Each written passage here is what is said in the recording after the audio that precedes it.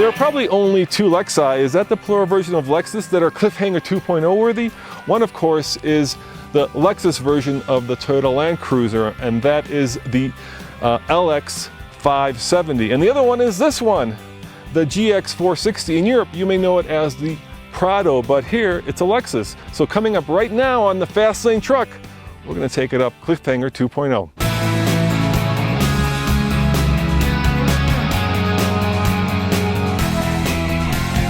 Now this is your Lexus, and you're a brave man for letting us, well, letting you take it up the Cliffhanger. But tell me what you've done to this. Obvious, this is not a stock Lexus. Yeah, so this is the mid-trim GX, so it comes with the coil spring suspension, and what I wanted to do was raise it up a little bit. So worked with the folks at Slee Off-Road in Golden, Colorado, they're Toyota experts, and put in a new suspension system. So we've got the OME BP51 suspension. It's the same that you'd put on the Prado or the FJ Cruiser. Brought it up about 3 inches. It's supposed to be good for both off-road and on-road comfort, and then also put some SPC or what light racing upper control arms to correct the caster and camber and be able to move the tires a little bit, so we got a little bit better space. And then in addition to that, we took off the stock 30.5-inch highway tires and put on 32-inch BFG KO2s.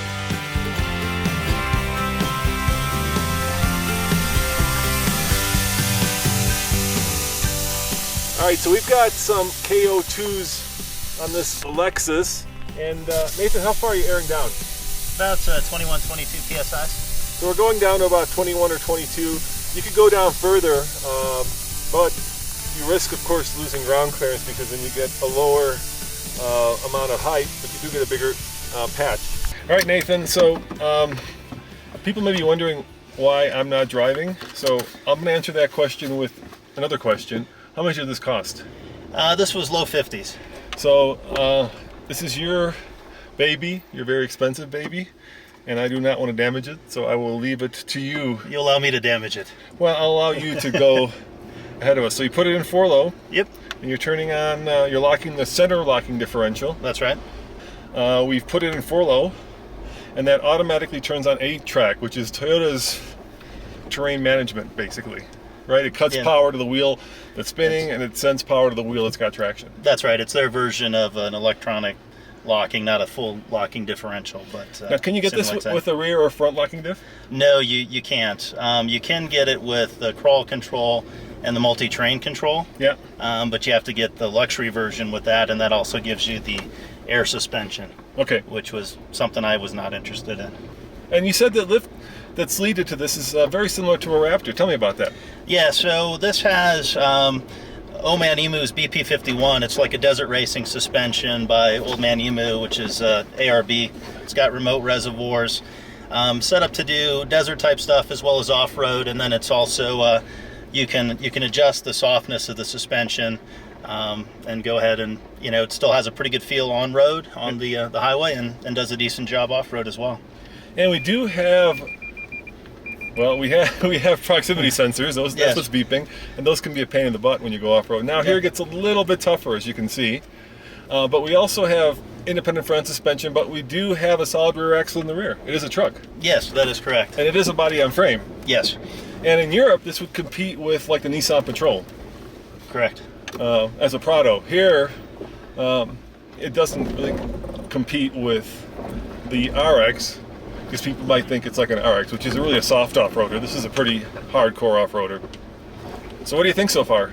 Yeah, so far so good. It's kind of interesting with the loose rocks. So you're going to spin tires here regardless, and it'll be a good challenge for the 8-track system to make sure that it doesn't get overwhelmed.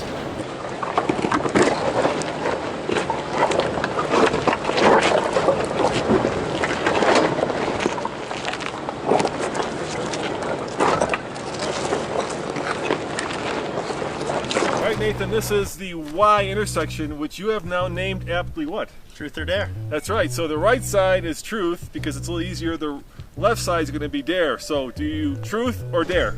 I think I'll try truth this time. All right, fair enough. We have a very expensive vehicle, so you're going to go up the right side, and let's see how this Lexus does on the Cliffhanger truth side. The one thing this doesn't have is It's underbody cladding, right? It's got minor underbody cladding. So far, so good. It's really clawing at the ground.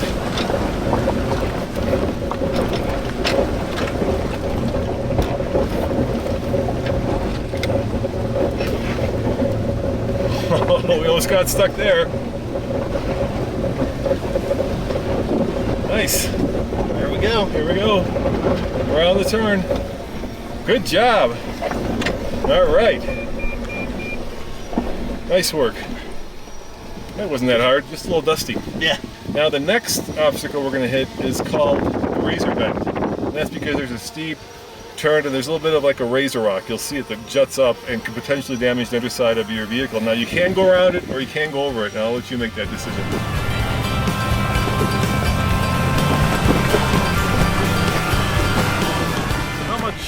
Additional ground clearance do you think you have with this setup?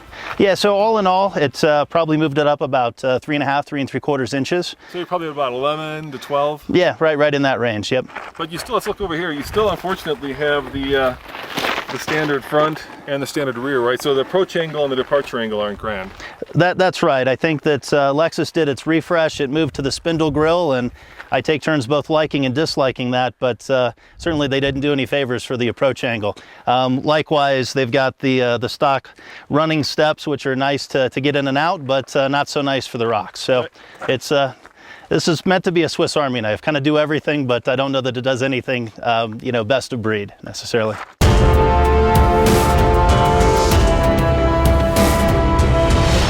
All right, you ready to go? Here we go. All right, so razor bend. Let's see how you do going through the second obstacle. So far, I'm really impressed by this Lexus. I didn't think a Lexus could do this kind of very difficult. You shouldn't have said that, right? Jinxed me. Yeah. So there you can see the razor bend coming up.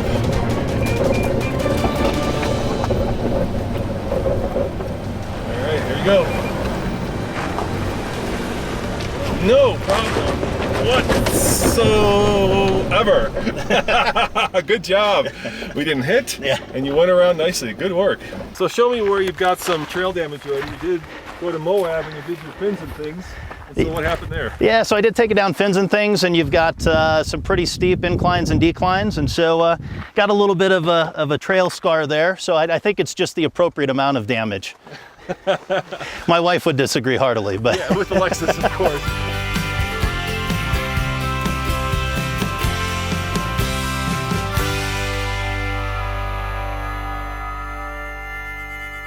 So are you happy with the way this truck's performing? Yeah, I've been pretty happy with it. I think it's been a good challenge for the traction, and so that part's been interesting. All right, let's finish this up. All right, let's give it a shot.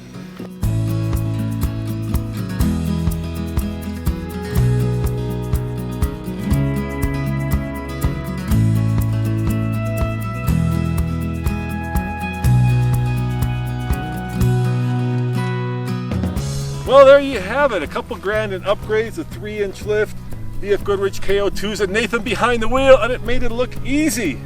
I'm very impressed that this Lexus had no issues whatsoever going up Cliffhanger 2.0. As always, thank you for watching, and thanks to Nathan for putting his truck in harm's way. I'll see you next time on the Fast Lane Truck. Ciao.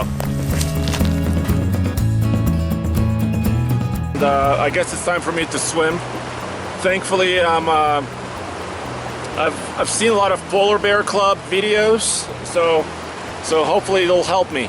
Push. Truck and Kent with MrTruck.com. And Kent, what do we have today for Super Ike? Oh, we have a 2016 Chevy Duramax heavy duty 2500 long bed gooseneck with the midnight package.